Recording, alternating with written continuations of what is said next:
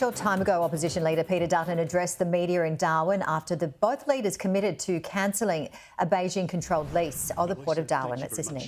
Look, it's fantastic to be back in Darwin, and I want to say thank you to Lisa for your advocacy, for your hard work here on behalf of the people of Solomon and right across the Northern Territory.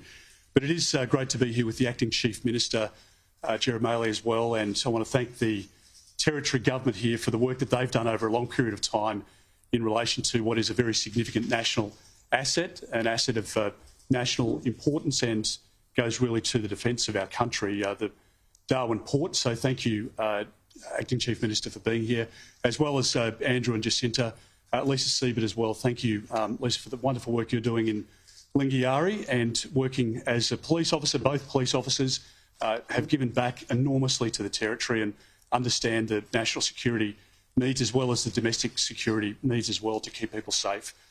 Well, pleased to announce today that an elected coalition government will move immediately to secure the Darwin Port and to make sure that we can bring that national asset, that strategic asset, back into Australian ownership or into a model where we have greater assurance about the operator and the way in which the lease operates.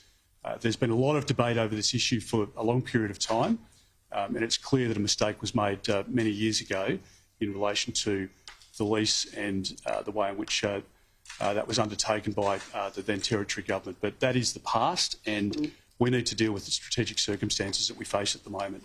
The intelligence briefings that I've had over the course of my time as Leader of the Opposition indicate that the position has only deteriorated, and we've now seen, of course, the circumnavigating of our country by Chinese naval ships. So we need to make sure that we recognise the times in which we live and why it's important for us to take back this particular asset.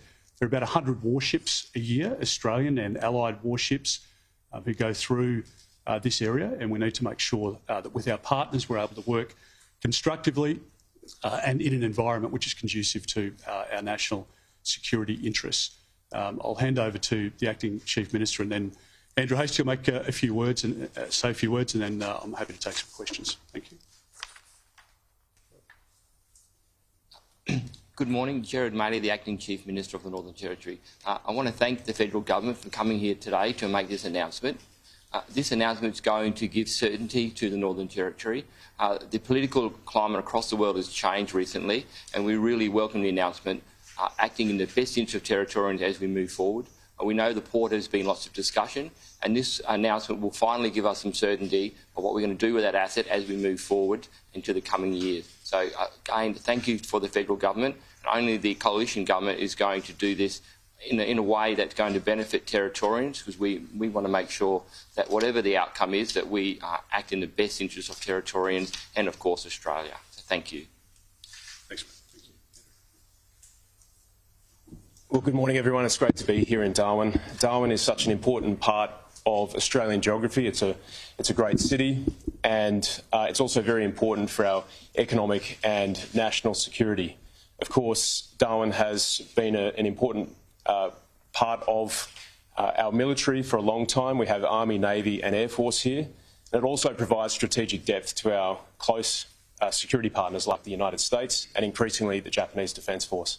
So today's announcement from Peter Dutton is critical. It's about securing our future, it's about securing our critical infrastructure, and it's about making Australia safe, because it goes without saying we are living in dangerous and uncertain times, and we need to get Australia back on track. And a Dutton-led coalition government will do exactly that. And one of the key things that we are going to do is get this port back into government-approved hands. Thank you.